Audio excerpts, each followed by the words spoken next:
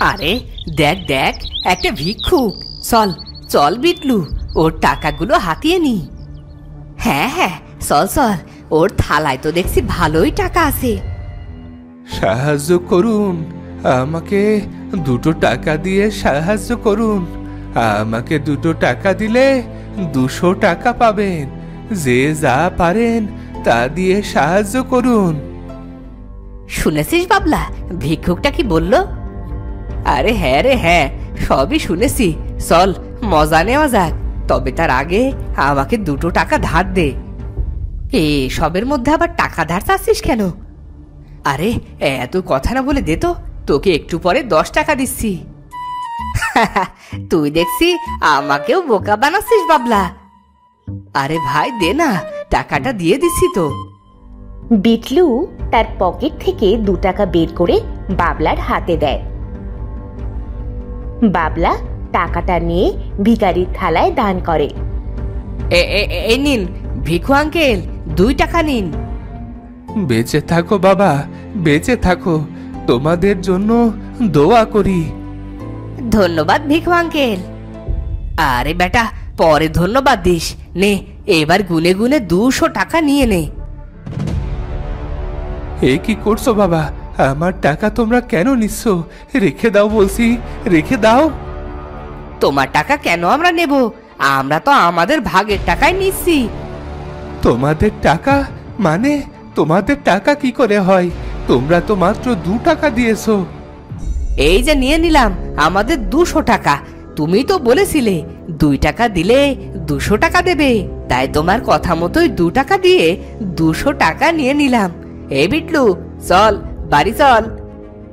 এই চোর, চোর আমার টাকা নিয়ে চলে যাচ্ছে, চোর। ভিখারির কথা শুনে কয়েকটা লোক বাবলাকে ধরে নিয়ে আসে। এই বেটা, ভিখারির টাকা চুরি করেছিস কেন? দে, ওর টাকা ফেরত দে। কি বলছেন কাকু? আমি কেন ওর টাকা চুরি করব? সে আমাকে বলেছে 2 টাকা দিলে 200 টাকা পাবো। কি ভিকু কাকু, এ কথা বলেননি আপনি? আপনি কি সত্যি এই কথা বলেছেন? হ্যাঁ বাবা, বলেছি।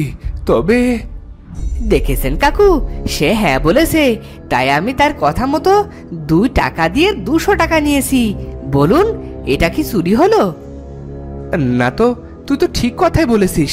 এই বেটা ভিখারি, তুই মানুষকে যদি কখনো মিথ্যে অপবাদ দিস, তোকে এই গ্রাম ছাড়া করে দেব। এরপরে সবাই চলে যায়। ভিখারি তার কষ্টে 200 টাকা হারিয়ে কাঁদতে থাকে। কি হয়েছে ভিখারি আঙ্কেল, আপনি গাছের নিচে বসে কান্না করছেন কেন? আর বলো না, সব জায়গায় আমার দুঃখ। খোদা আমার কপালে এই বুঝে লিখে রেখেছে। আল্লাহ যা করে আমাদের সবার মঙ্গলের জন্যই করে। হয়তো সামনে আপনার জন্য আরো ভালো কিছু অপেক্ষা করছে। ভালোর জন্য? আমার ভালোর জন্য কিছুই নেই গো মা। আজ 2টো ছেলে আমার ভিক্ষে করা 200 টাকা ছিনিয়ে নিয়ে গেছে। তুমি জানো না কত কষ্টে আমি ওই টাকা পেয়েছিলাম। এখন আমি কি খাবো, কি খেয়ে বেঁচে থাকবো? ও, তাহলে এই কথা। আচ্ছা, আপনি আমাদের বাড়ি চলুন, আমার মা আজ মুরগির ঝোল রান্না করেছে। ভিখারিকে নিয়ে সেতু তার বাসায় যায়। সেতু তার মাকে ভিখারির কথা খুলে বলে। ও, তাহলে এই কথা। আচ্ছা সেতু, তুই তাকে নিয়ে বস, আমি খাবার নিয়ে আসছি। সেতুর মা ভিখারিকে খাবার খেতে দেয়। ভিখারি পেট পুড়ে খেয়ে নেয়। আজ তাহলে আসি মা। হ্যাঁ আঙ্কেল, আবার আসবেন কিন্তু। হ্যাঁ ভাই, যখন আপনার খিদে পাবে তখনই চলে আসবেন। ভিখারি চলে যায়।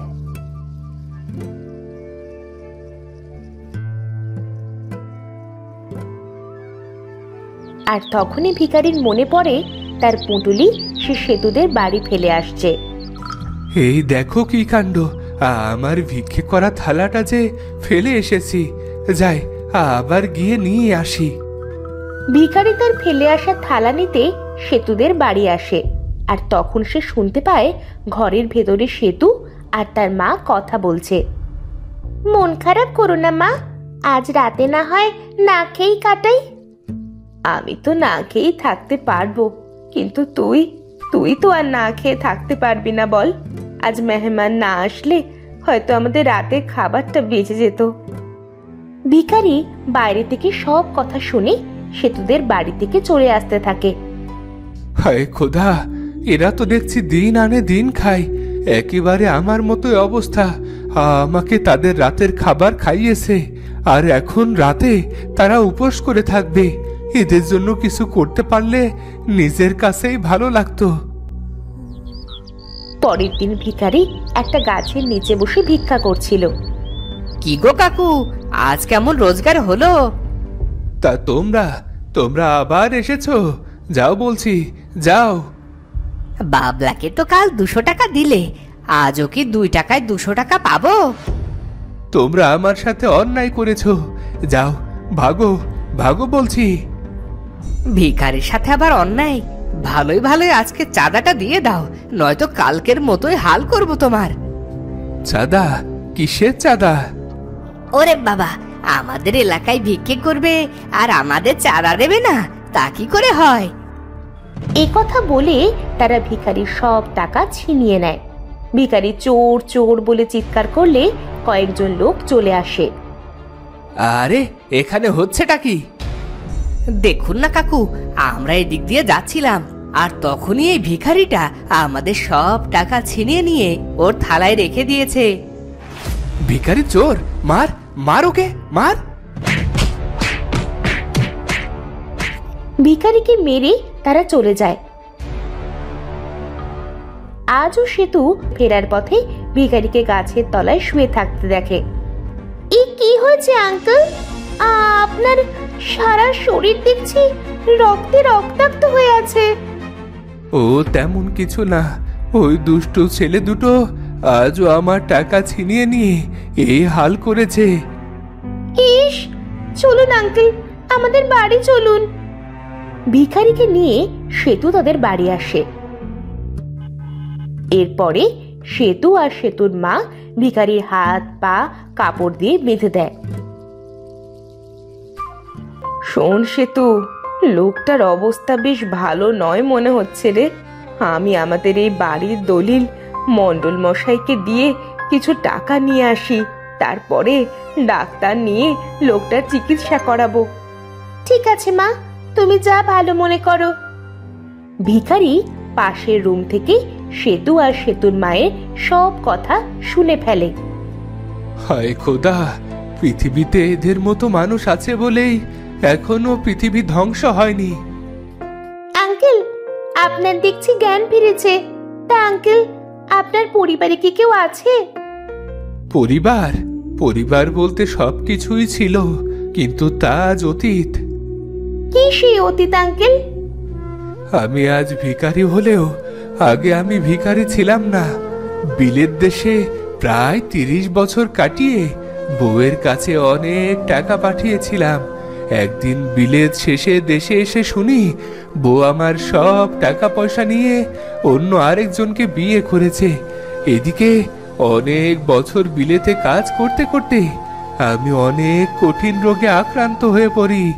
এর জন্য আমি আর কাজ করতে পারি না, তাই সেই ভিখারির পদ বেছে নি।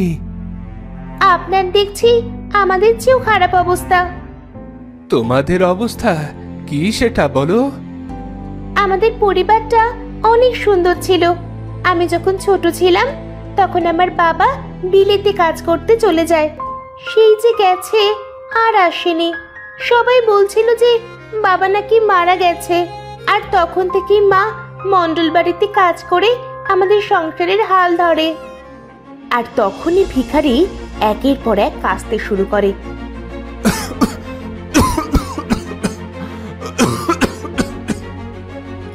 কি হলো?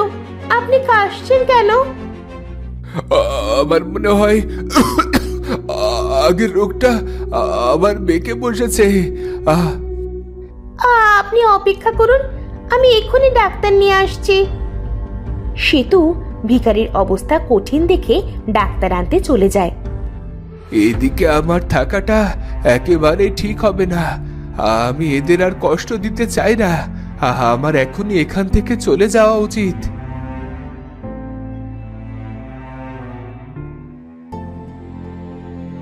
ভিখারি অসুস্থ শরীর নিয়ে সেতুদের বাড়ি থেকে বেরিয়ে জঙ্গলের দিকে যেতে থাকে। যেতে যেতে সে একসময় নদীর ধারে চলে আসে। না, আমি আর পারছি না। আমি আমি আর বাঁচতে চাই না এভাবে। এর সমাপ্তি আমাকে এখনই করতে হবে। ভিখারি নদীতে ঝাঁপ দিয়ে মৃত্যুর কথা ভাবে। সে নদীর কাছে যায়, আর তখন তার পায়ের কাছে একটা বোতল ভেসে আসে। আরে, এটা তো অনেক সুন্দর বোতল। ইস, এটা যদি সেতুকে উপহার দিতে পারতাম। ভিখারি বোতলের মুখ খোলে, আর তখনই তার সামনে এক বিশাল বড় দানব চলে আসে। কে কে আমাকে 7 বছর পর মুক্ত করলো? কে কে সে? আমি আমি এক সাধারণ ভিখারি, কিন্তু আপনি কে? আমি এক অভাগা জিন, যে নিজের একটা ভুলের কারণে এই পৃথিবীতে বন্দী হয়েছিলাম। কিন্তু তুমি আমাকে মুক্ত করলে। বলো বলো, তোমার কি চাই? আমি তোমার 3টি ইচ্ছে পূরণ করব। শেষ জীবনে নিজের জন্য কিছুরই প্রয়োজন নেই, কিন্তু সেতু ওর জন্য চাইতে পারলে মরেও শান্তি পাবো।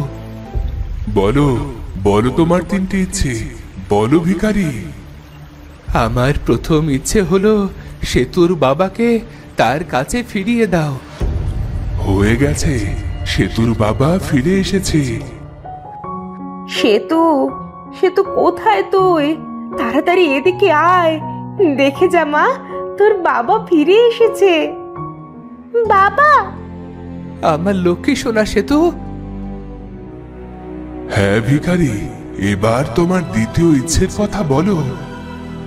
আমার ইচ্ছে শেষ হলে কোনো কষ্ট ছাড়া মৃত্যু দিও, যাতে কেউ আমার লাশ আর খুঁজে না পায়। হয়ে যাবে, এবার তোমার শেষ ইচ্ছে বলো।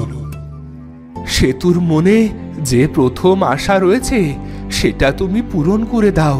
ওর মনের প্রথম ইচ্ছাটা তুমি পূরণ করে দিলে আমার মনেও যে শান্তি আসবে। শেষ, দ্বিতীয় ইচ্ছে অনুযায়ী এবার তোমার মৃত্যুর পালা। দানব তার জাদু শক্তি দিয়ে ভিখারিকে ভস্ম করে দেয়, আর দানবও হাওয়ায় মিলিয়ে যায়। বাবা, আজ আমি অনেক খুশি। ভিক্ষুক আঙ্কেল, কোথায় তুমি? ফিরে এসো, দেখে যাও, আমার বাবাকে দেখে যাও। ভিখারির শেষ ইচ্ছে পূরণ হলো, এবার আমি দায় মুক্ত। আর সাথে সাথে সেতুদের বাড়ির সামনে ভিখারি আবার এসে পড়ল। বাবা, মা, ওই দেখো ভিক্ষুক আঙ্কেল। তো বন্ধুরা, ভিডিওটি কেমন লাগলো? যদি ভালো লাগে চ্যানেলটি সাবস্ক্রাইব করে বেল আইকনটি বাজিয়ে দিও। দেখা হচ্ছে পরের ভিডিওতে। ধন্যবাদ।